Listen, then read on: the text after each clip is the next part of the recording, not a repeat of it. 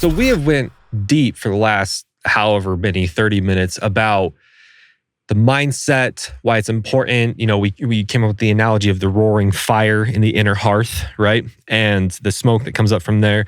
One of the biggest concepts, one of the biggest, we'll say, one of the biggest main ingredients to this mindset is this concept of authenticity. I don't know how you can even explore the mindset or the inner hearth unless you understand the main ingredient of authenticity.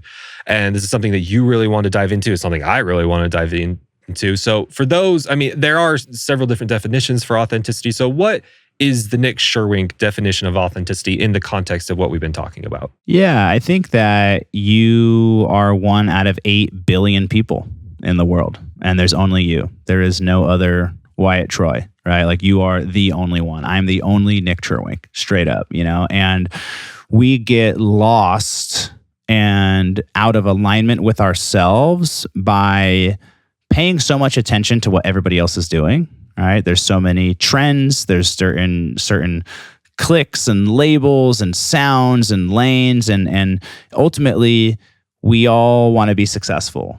So we're looking at, well, who is successful that's out there and what did they do to get there? And so it's one thing to take, inspiration and to learn from others, but the danger is that it oftentimes can pull us off course with actually really being in our own lane. It's like, I am living my life, walking my path, and the more I pay attention to what others are doing, the easier it is for me to get off of course of like, what's my path? Right? What's the Nick Sherwink path, the Nick Sherwink journey? And it's so funny, like being kind of in the coaching space and the education space where like we're teaching people like, well, this is how to do it. This is how to do something. And it's like, well, this is one way that some people have done it, right? And it's not the only way to do it at all, especially in like climbing the ladder of success of the music industry. And everyone wants to know how to make it, right? Well, I don't know, like, yeah, there's certain things that have been done. Certain people have done it in certain ways, but also like you get to pave your own path, And so I think there's the authenticity of just your journey as well, but also especially for music producers and creating art, it's like you get to create your own, there's the way I describe it is it's almost like there's like a radio dial, right? Where, like you are authentically tuned to a certain dial. Like your actual channel is 101.7. But a lot of times when I'm listening to something that I like and I'm like, oh, I really like what's happening on 95.3. And so I'm trying to make 95.3 because I really like it. I'm inspired by it. But my natural tuning is actually something else.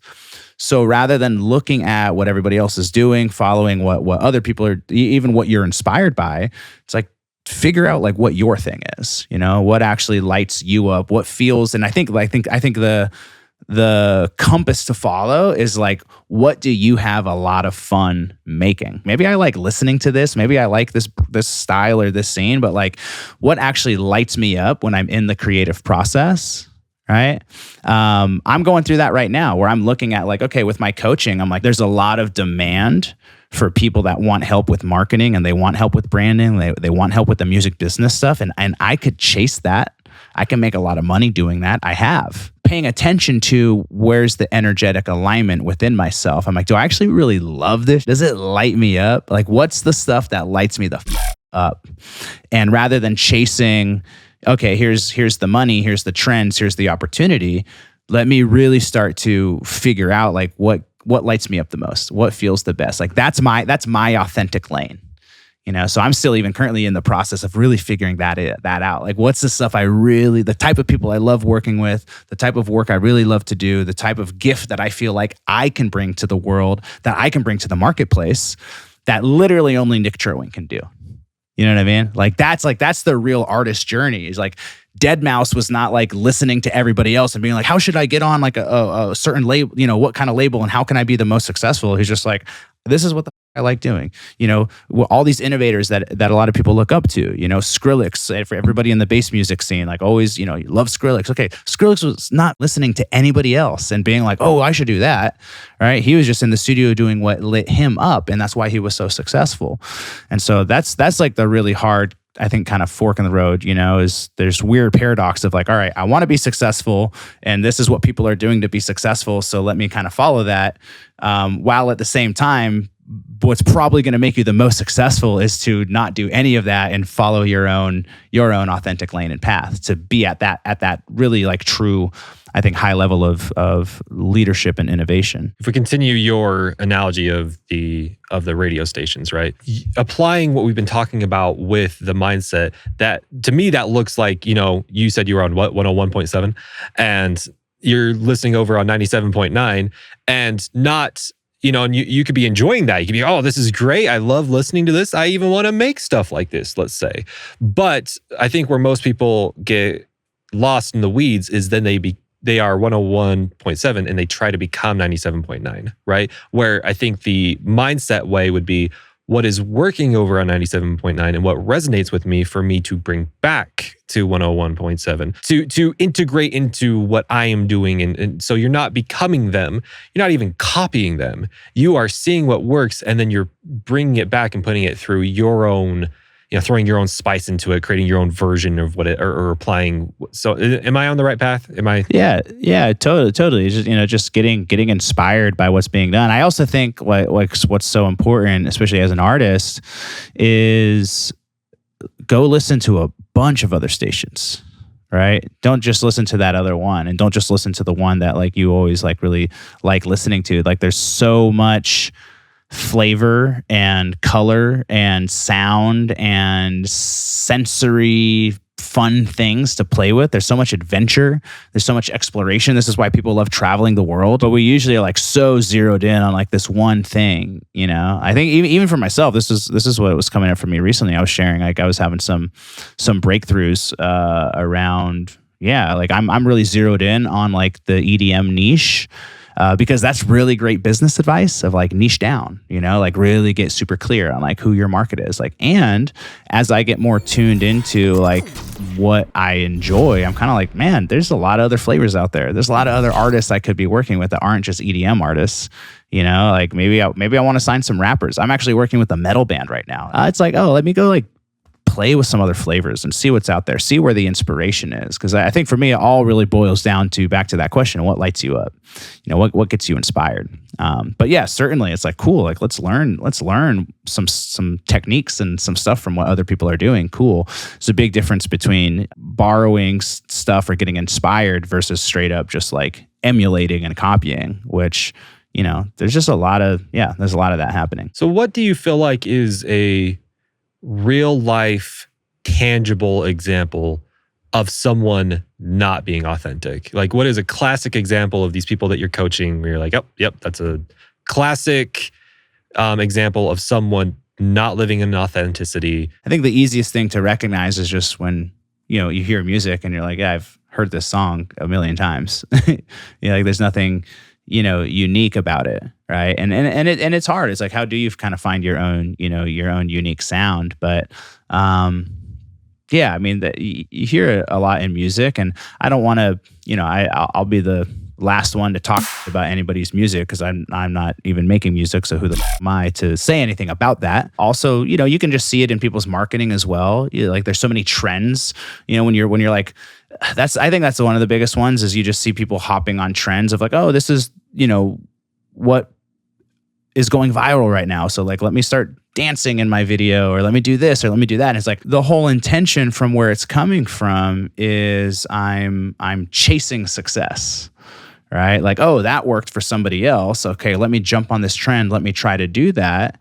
Rather than coming from a place of actual like just self-expression, right? Maybe if the trend is really cool and you're like, I'm excited to try that. This feels really, really fun. And there's an energy of excitement that's very different than what I see a lot are people are like chasing trends and then they're like, they don't even care about it or they don't even want to. They're like, oh, like I have to make content. I have to be doing this. And the energy behind it is like, well, it's not authentic to you.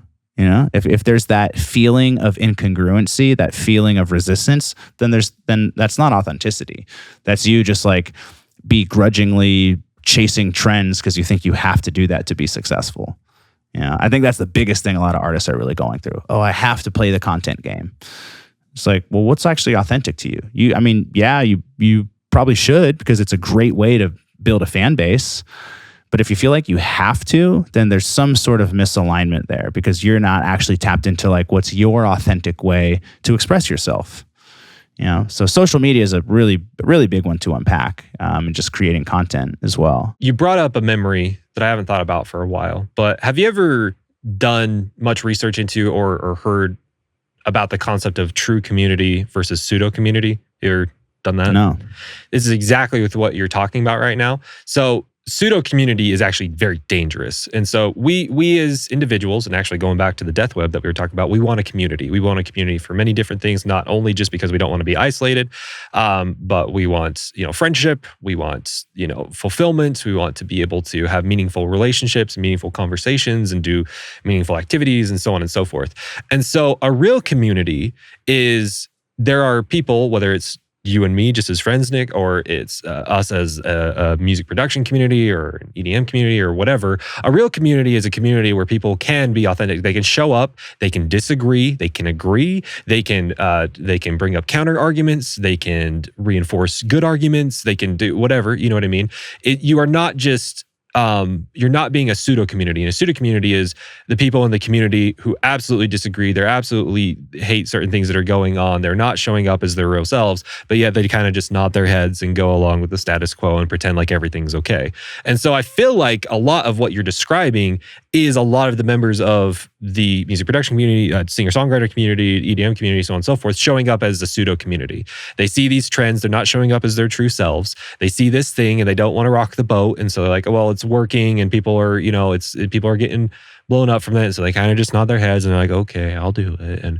And they'll kind of move on. Where showing up as a true community would be, like if you see a trend that you don't like, you can say it. You can make fun of it. You can create your own version of it. You could, as long as you're showing up as yourself and as your real authentic self, then that's totally fine. Do you agree with what I'm saying? You bring up a really good point. I think as an artist, also part of the 5 pillars to success, from my perspective, is also creating a brand. Authenticity may or may not be part of your brand, right? Like your brand is an extension of you. It's not necessarily who you are. So sometimes you might have a personal brand where, I am the brand, right? Like my online brand is Nick Cherwink. Authenticity is one of my brand pillars. It's one of my brand values. So it goes in there. I think when you are being like a personal brand, there is a lot more space and even probably desire for authenticity.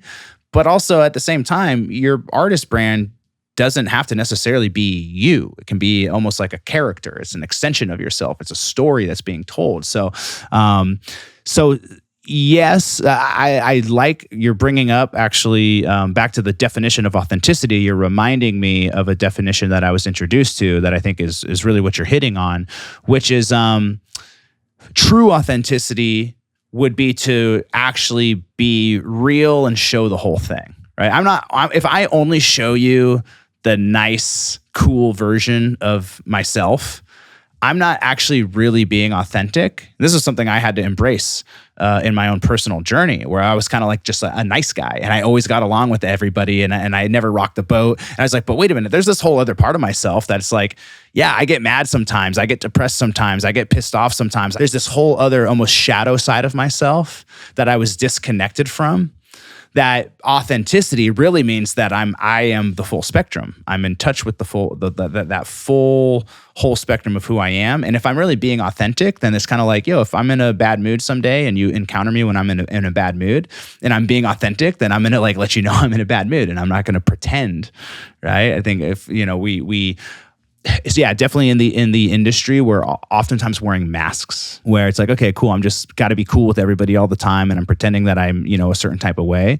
Not everybody does, but there is a lot of that. There's a lot of ego. There's a lot of kissing. There's a lot of, it's in the entertainment industry. Like there's a lot of that there.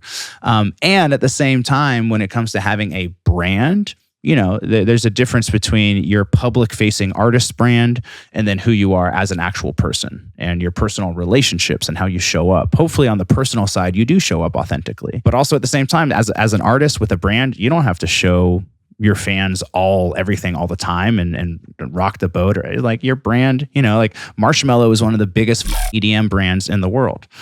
I wouldn't, there's parts, the brand fits in a box where it's like, there's going to be a lot of stuff that actual human behind the brand doesn't show. I mean, literally it's a masked brand, but it's like the brand also stands for like community and connectedness, and it's very positive and very joyful, so it's like that's what goes in the brand, and there's certain things that don't, and that's okay. That's actually really great branding. So sometimes you don't want to be authentic with your artist brand. If you're having a bad day, you don't need to go out there and share all your personal dirty laundry with all of your fans all the time. It brings up a much bigger concept that frankly I don't even know how to begin to address, right? Which is, we can agree that authenticity is a main ingredient into this mindset that we've been talking about. And how much of a main ingredient is, that is not only up for debate, but it's up for debate on a daily basis.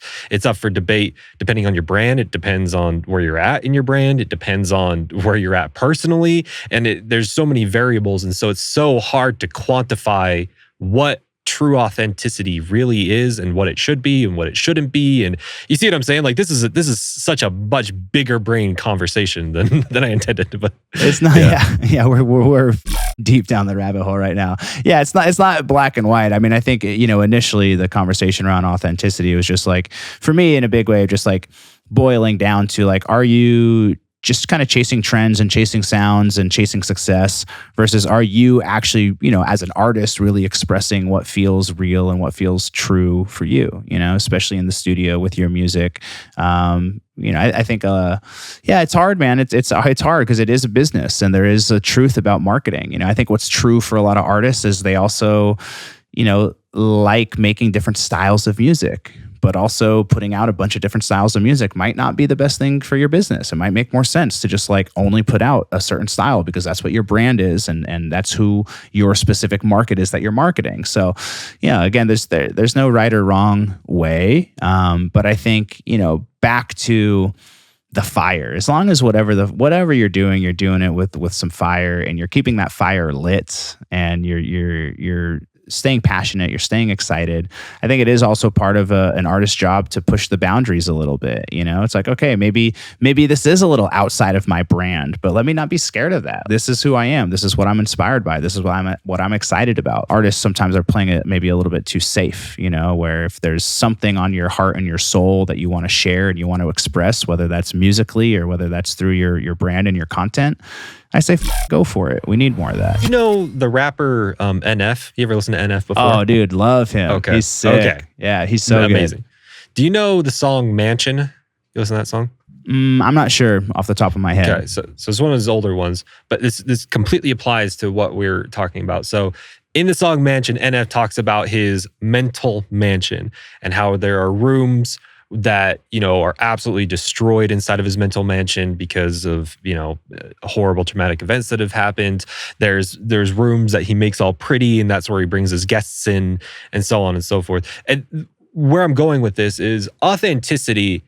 To me, if we're looking at this, the analogy of the mental mansion is that you are being open and honest about what is in the mansion. You are not telling people, oh, hey, I have a basketball court in the basement, when really you hate basketball, right? You are just telling that to impress other people or whatever, or you're saying, no, there's nothing wrong with my mansion, when really you have cockroach infested walls in one part of the house and so on and so forth, right? But it's also, so that's the one end is you are lying about what's inside the mansion, which would be you are absolutely not being authentic. You are lying about it. You're just trying to people please. You don't want people to judge about it. But then there's the other end of the spectrum, which is there are parts in your mansion that are so sacred that only a select amount of people can enter into those rooms. And you're honest about those rooms. Like you're like those are off limit rooms. Those are for my people, or those are for very select individuals that I allow into those rooms.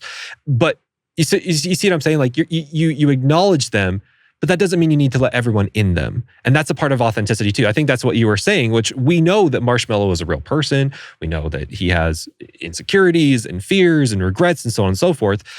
But is he airing those out? No, but we know it exists. You see what I'm saying? But it would be inauthentic for Marshmallow to say, there's no sacred room in my house. That doesn't exist. All the rooms are open. That'd be a lie, and that's not true. Do you see where I'm going with the what this mental made me think of, which is something that I see a lot of touring artists get caught up in, and I think this is a really good just sort of forewarning for artists that are pursuing that path, that are moving from making music where this is really fun and it's something that you're passionate about, and then at some point it becomes your career and it becomes your job, and you build a brand and you build an audience, and then they sort of expect, there's this almost expectation from you about what you create. I've seen a lot of artists get caught up in it where, okay, when it started, the journey started from a place of authenticity. I'm having so much fun making this. I love this. It's authentic. It's rad. And because of that energy, it catches on and everybody starts to really follow you. There's a lot of just really great, passionate, authentic energy behind it. An artist starts to become successful, and now you start touring, and now you're playing those same songs all the time. And now there's this pressure to continue to produce music and specifically cater to that audience. And what happens for most artists is you start to evolve. You start to grow. What you were doing 5 years ago isn't necessarily, you're not the same person anymore, right? But I see artists sometimes get caught up feeling the pressure of like, I have to keep kind of making this stuff, even though it's not really authentic to me anymore. Like I've outgrown that suit that I was wearing. Right? I've outgrown maybe that style and that flavor. And so I've seen artists that have gotten stuck there. And these are the ones that kind of become miserable. And I get it, because it's like, well, you got to pay the bills. This is your job now. So you have to keep touring. You have to keep putting out money, right? So now back to the energy. The energy is coming from fear. The energy is coming from fear of like, I can't stop doing what I'm doing. Otherwise, I'm not going to be able to pay my rent. Right? I can't stop the momentum. Otherwise, I'm going to lose money. I can't do what I really want to do and be authentic, because I'm going to lose fans if I do that. Right? And so now the whole thing is actually coming from fear. And I've worked with artists that have gotten stuck there because there's a misalignment with their authenticity. Right. But then you have a lot of artists that you can look at. I think Porter Robinson is a great example of someone where if you look at the journey of what he was making, it was like he'd made some huge shifts of just like, all right, I'm like multiple just styles. He started making like complextro, like when he was young, and now he's like, his brand has shifted so much and he's just stayed to be authentic. Obviously, Skrillex is a great example as well. Look at what he's making today versus the dubstep stuff he started with. He just continued to follow, well, this is what's true, this is what's authentic to me, and either you can get on board or not. A lot of artists are, once something starts working and is successful, they cling on to it and don't necessarily allow themselves to continue to be authentic. One of the favorite examples I use all the time is LS Dream. He used to be Brills. He had this great career and created this great project, making money. And then at some point, he's just like, you know what? I just don't really love this anymore. This doesn't feel authentic anymore. This isn't really my scene. And rather than clinging on to it and operating from a place of fear and saying, well, I got to just keep milking this cash cow, he said, you know what? I'm going to quit. I'm going to let it go. I remember seeing him shortly after he had let it go. And I remember him telling me, he was like, yeah, bro. He's like, I dropped the whole project. I'm back to being a broke artist. I'm not making any money anymore because I'm not touring. But a year later, he launched LS Dream. Right. And he's doing what is authentic to him. He has continued to follow that lane of authenticity. So that's really where I was coming from with like authenticity, right? Like continue to follow that. And I think it also back to fear and courage. Like you got to have a little courage to be authentic, especially in in an industry where there's just, there's so many trends, there's expectations, there's comparison, there's all this mental to get caught up in. When your North Star is what's authentic to me, what lights me up, what excites me, what inspires me, and you have the courage to keep following that. You have the faith to keep following that, and you choose that rather than choosing fear and unconsciously choosing fear, allowing fear to make those creative decisions for you. That's going to lead you in a really cool place. I got 18 different ways that I want to go with this, and they're all going to take about 3 hours for us to go through. So, hey, should we do a 9-hour podcast? Right? Yeah, that's right. What are you doing the rest of the day? I'll come back. We'll do a part 2.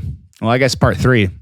Everyone go back and listen to what we talked. I got to go and listen to our old one from, that was like 5 years ago or something. No, man, that was 8 years ago. 8 years ago. 8 years ago, dude. Oh, we're getting old, bro. DAW Nation, listen very closely. This is not the end to this content. This was a teeny tiny little snippet from our full episode. You can check out the full episode in the link in the description. And when you go to the free episode, you can get a free pack over there. So go check it out right now. Why are you still here? Get out of here. Go check it out. We'll see you over there.